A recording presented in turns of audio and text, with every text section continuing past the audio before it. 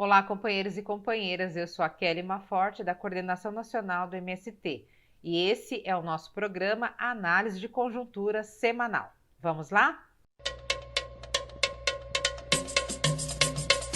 Essa semana nós estamos muito envolvidos com a nossa Parada pela Vida. Esta grande ação do Movimento Sem Terra, que definiu no período do 17 a 30 de abril nós fazermos um grande processo de isolamento. Mas isolamento na vida do Movimento Sem Terra é isolamento produtivo.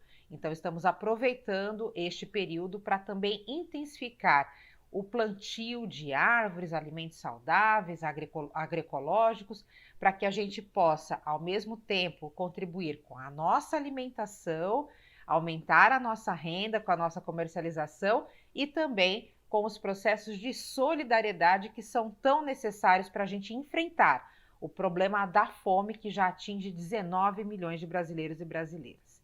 Essa Parada pela Vida, ela tem 10 medidas fundamentais que nós devemos seguir e estão amplamente divulgadas nas redes sociais e todos os grupos aí de WhatsApp pelo nosso setor de comunicação do MST.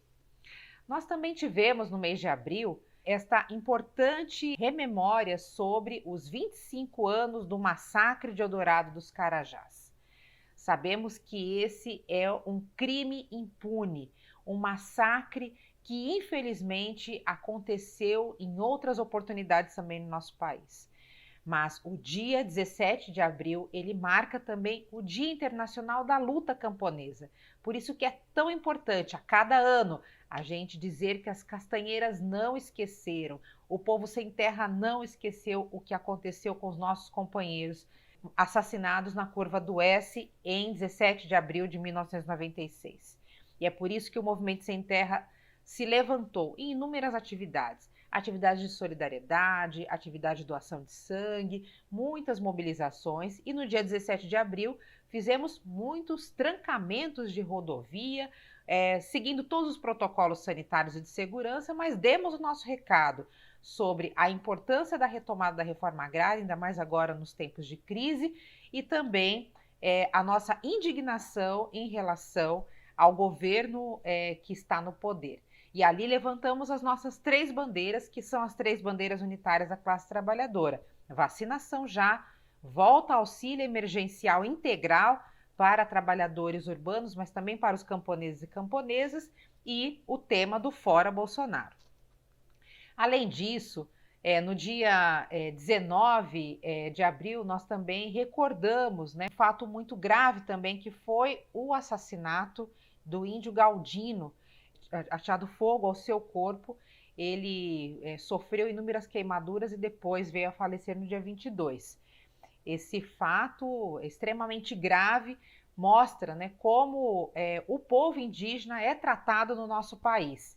E esse fato que aconteceu há 24 anos, ele hoje aparece em outra forma, através do genocídio promovido pelo governo atual contra os indígenas, o avanço da mineração e a destruição ambiental em torno das áreas indígenas. Então, a nossa total solidariedade aos povos indígenas, que são nossos irmãos nessa luta pela terra e contra o agronegócio. E do ponto de vista da política, nós tivemos muitos fatos interessantes essa semana que ajudam a nortear o nosso processo de luta, inclusive dando ingredientes muito importantes para a luta de classes. Mas antes da gente entrar na conjuntura brasileira, eu gostaria de chamar o MST Explica, para a gente poder entender o que significou a saída do general Raul Castro em Cuba, do comando do Partido Comunista Cubano. Vamos entender um pouco mais sobre isso.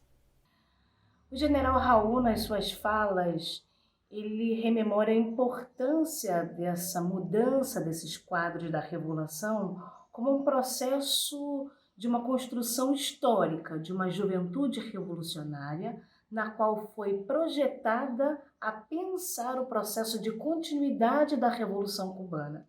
Continuidade pensando desde a perspectiva dialética, de aprofundamento do legado e das conquistas desses 62 anos da Revolução Cubana, mas também de pensar os seus limites, seus desafios, realizar suas autocríticas e uma projeção de futuro.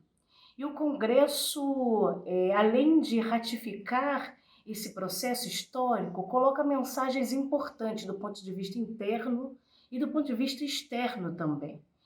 Coloca que, mesmo nesse processo de crise profunda, de uma pandemia, no momento em que Cuba sente a agudização do bloqueio e de ataque de mercenários de outro tipo, a superação disso passa pelo aprofundamento do modelo de desenvolvimento econômico-social socialista cubano, que intensifica o desenvolvimento das capacidades humanas e de atender às necessidades humanas, em diálogo com as capacidades materiais e naturais da ilha. Também passa em discutir um novo ordenamento econômico, mas dentro de uma perspectiva de não abrir mão do fundamento de uma sociedade de justiça social, de equidade e de direito. Uma mudança econômica não pode significar uma ruptura de justiça e direito da população de Cuba. O comandante general Raul Castro sai da sua tarefa de primeiro secretário do Comitê Central, mas não das fileiras da militância do Partido Comunista de Cuba. Ele faz questão de dizer que continuará até o final da sua vida como um combatente revolucionário. E as suas últimas palavras diz: com mais força que nunca gritaremos Cuba livre. E diz ainda nas palavras de Fidel: não cessaremos um instante na tarefa de contribuir em fazer nossa América a pátria comum de todos e todas, filhos e filhas. Do ponto de vista da conjuntura brasileira, nós podemos destacar alguns elementos. A CPI da Covid, a luta pela restituição plena dos direitos políticos de Lula e também a Conferência do Clima, puxada pelos Estados Unidos, e a pífia participação do governo brasileiro. Mas nós vamos comentar aqui principalmente sobre a CPI da Covid. Nós estamos assistindo um processo acelerado de tramitação e instalação dessa CPI da Covid. E vejam que ela é cercada por inúmeras disputas, né? Ela representa uma derrota do ponto de vista do governo, porque o governo Bolsonaro, se dependesse dele, não tinha CPI nenhuma, porque ele não quer que os seus crimes sejam investigados e punidos.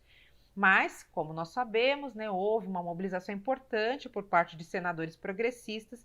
O senador Randolph Rodrigues, ele conseguiu reunir as condições para poder protocolar o pedido de CPI. Sabemos também que o presidente do Senado, Pacheco, alinhado com o governo Bolsonaro, fez de tudo para que essa CPI não tramitasse, mas nós tivemos um fato inusitado, né, que foi até alguns senadores próximos, né, de Bolsonaro entraram com um pedido no Supremo Tribunal Federal para que fosse instalada a CPI, entre eles, né, o senador Cajuru, e depois vimos aquele áudio terrível, né, daquela ligação entre Bolsonaro e Cajuru, mostrando ali que na realidade eles estavam também tramando, né, ali para que a CPI ela não tivesse força. O Supremo Tribunal Federal, ele determinou, num primeiro momento, né, através do presidente do Supremo e depois pelo plenário, confirmado pelo plenário, a abertura da CPI. Então, isso foi muito importante, né? E olha que cenário, né, que nós estamos vivendo. Para instalar uma CPI, que não é só uma questão de correlação de força, ela também é um direito da minoria, né, das casas, enfim, seja no Senado ou na Câmara. Até para instalar uma CPI é preciso, né, toda uma pressão política e recorrer ao Supremo Tribunal Federal. Tempos difíceis de ameaça à nossa frágil democracia. Bom, o fato é que a CPI, ela é uma realidade, né? Já foi escolhido para a presidência o senador Osmar Aziz, do PSD, e muito provavelmente estará à frente da relatoria o senador Renan Calheiros, para desespero de Bolsonaro, que inclusive chegou a ligar pessoalmente para o Renan Calheiros e teve ali uma atenuação de Renan Calheiros que disse: o inimigo da CPI é o vírus e não o governo, né? E, obviamente, a CPI ela vai investigar os crimes de governo Bolsonaro, porque a principal motivação da CPI é o tratamento do governo em relação à situação de Manaus, principalmente o negligenciamento diante da falta de oxigênio. Nós também tivemos ali toda uma controvérsia em relação ao objeto, né, da CPI, porque quando o governo Bolsonaro percebeu que não seria possível evitar a CPI, ele tentou descaracterizar o objeto da CPI, dizendo que, então é para investigar todo mundo, vamos investigar também os governos dos estados, os governos municipais, tem que convocar todo mundo. E sabemos, né, que os governos dos estados devem ser investigados pelas suas assembleias legislativas, os governos municipais pelas suas câmaras municipais.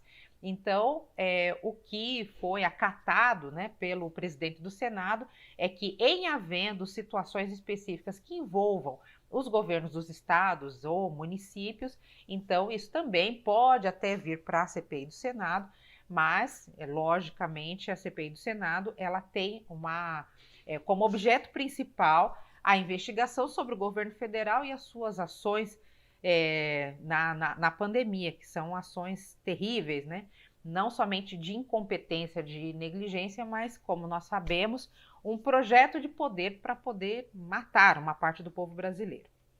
Bom, então agora nós estamos com a CPI instalada e a CPI também ela pode ser uma maneira de aumentar o clima político para a retomada da discussão do impeachment tão necessário no nosso país. Existem 100 pedidos de impeachment para o Congresso Nacional e nenhum deles apreciado. Então, os números são insuportáveis, nós estamos tendo uma mortandade terrível, né, do povo brasileiro. E, com certeza, a temperatura política deve aumentar em relação ao impeachment, por isso que é tão importante a gente intensificar também os processos de fora Bolsonaro. Esse grito tem que partir das ruas, mas através de ações simbólicas, da maneira que a gente pode se manifestar sem nos aglomerar.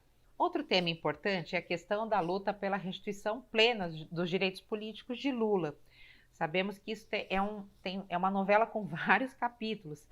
E essa semana nós tivemos, né, várias notícias que movimentaram o Supremo Tribunal Federal. Sabemos que ali no Supremo Tribunal Federal está sendo discutido, né, foi discutida a questão da incompetência da 13ª Vara de Curitiba em julgar os processos de Lula. Foi aquela decisão do Fachin que depois foi referendada, né, no plenário. E o segundo tema é a questão da suspeição, aliás, de Moro em relação ao julgamento todo de Lula, né? O Sérgio Moro é um juiz parcial no julgamento de Lula? A decisão do Supremo Tribunal Federal indica que sim, né? Então, nós estamos ali vendo, né? Temos que observar toda essa discussão no Supremo Tribunal Federal também. Por enquanto, a democracia está ganhando e também, né, os direitos, né, políticos de Lula, né, devem ser restituídos plenamente, né? A decisão recente do Tribunal Federal, a votação que ainda está em curso, né, mas ela já indica a maioria no sentido de reafirmar estas duas teses, né? De que a 13ª Vara de Curitiba é incompetente para julgar os processos de Lula, inclusive o Supremo Tribunal Federal aponta Brasília como esta nova vara, né, que vai julgar os processos do presidente Lula, e também, por enquanto, está, então, valendo esta tese da suspeição de Sérgio Moro, um juiz parcial neste julgamento. Então, muito importante, a democracia está ganhando com tudo isso, né? E o outro fato político é a questão da Conferência do Clima convocada unilateralmente por Joe Biden, no dia 22, né, quando se marca o Dia Internacional da Terra. E aí nós tivemos entre os convidados o presidente Jair Bolsonaro, que fez um discurso de mentiras de cabo a rabo, 3 minutos de mentiras de fake news, dizendo que está fazendo o contrário do que realmente está fazendo no Brasil, que é um processo de destruição ambiental. Hoje o Brasil ele se destaca do ponto de vista mundial pelo tratamento terrível em relação à Covid-19, mas também o Brasil é um perigo para o surgimento de novas pandemias, haja vista todo o processo de destruição ambiental, desmatamento que avança com as fronteiras agrícolas e minerais do nosso país, a mando e a serviço do agronegócio. Então, hoje nós precisamos denunciar muito Jair Bolsonaro, mas também o agronegócio, os grileiros, os desmatadores que estão passando a boiada em meio a essa pandemia. Obrigada, companheiros e companheiras, muita força e organização para o nosso 1º de maio, que deve ser um dia de luta.